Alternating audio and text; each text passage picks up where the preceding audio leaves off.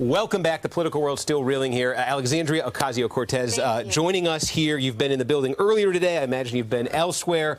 And welcome to politics, by the way, on this scale where, you win and everybody talks about it and then something else happens and that becomes the earthquake. That's right. 2 hours later. So let's get back to your win here. So this is going to sound like a minor question, but I'm curious about this. I read last night that when you were declared the winner, Joe Crowley, your opponent, he didn't actually have your phone number. You two weren't able to talk. Have you managed to talk? Yeah, we're trying to make contact. Honestly, my phone has been bricked all day, but I'm looking forward to speaking with him. We kind of tweeted back and forth, and we'll be contacting and we'll be making direct contact later today.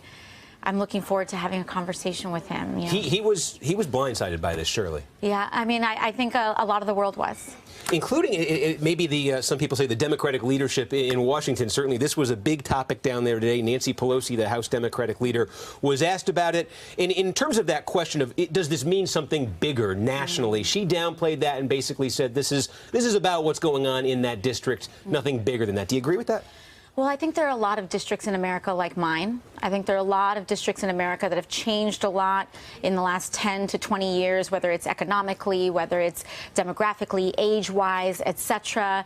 And, perhaps they may have had incumbents that aren't as around at home as much as perhaps they should be in such volatile times.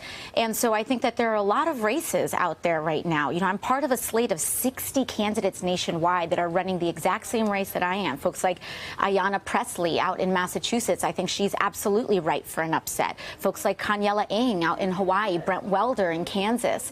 All of these primaries are coming up, and I'm hopeful. I'm very hopeful that this is part of a potential caucus that may be coming in this November. It's interesting to hear you talk this way because generally in politics, I'm sure you know this, when folks win and get into office, the calculus changes and the code is you're in, you support incumbents, you endorse incumbents. You came up against that surely in this campaign right now. Once you're in office, once you take that oath in January, you still going to be backing challengers to your colleagues, to your fellow Democrats? I think at the end of the day, this is about issues. This is about health care. This is about education. This is about housing. And, even my opponent, the congressman himself, at a recent debate that we had, he said there are bad Democrats.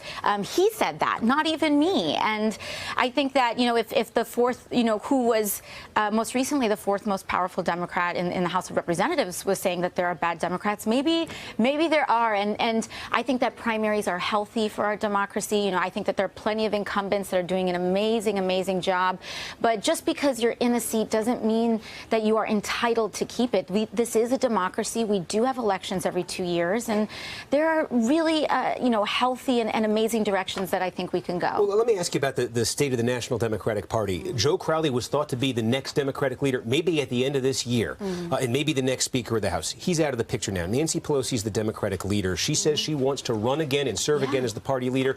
Do you want to support her for that? Well, let me win the election first in November before I make commitments. But I think that she's I think she's a candidate to consider, and I think that when it comes to the leadership of the party, that's a conversation that I have once I'm an elected member of Congress. So no commitment going in. Have you heard from her today in the last 24 hours? I spoke with her and she was incredibly kind. Incredibly kind. What did she say to you?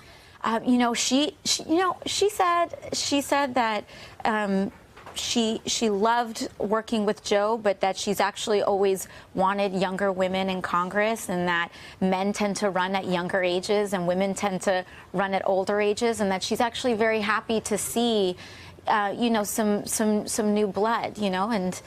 I look forward to meeting her in that chamber. You are a member of the Democratic Socialists of America, and there was not long ago in American politics where the idea of being associated with socialism, we wouldn't even consider that you could win a serious election.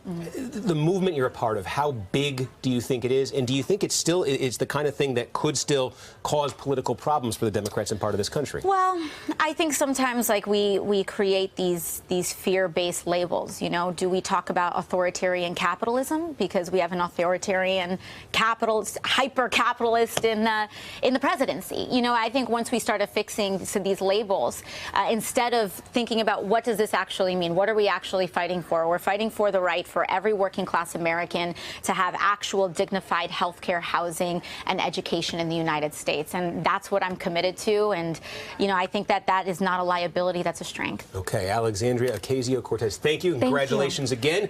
Be right back. Hello, YouTubers. If you're watching this, it means you've checked out our channel, so thank you. Now do me a favor, subscribe by clicking on that button down there. Click on any of the videos to watch the latest interviews and highlights from MTP Daily and MSNBC. You can get more Meet the Press content every morning in the First Read newsletter. If you're tired of content that you don't know anything about where it came from, you don't have to have that problem with us. NBC News, MSNBC, MTP, and the Meet the Press mindset right here for you on YouTube. Subscribe now.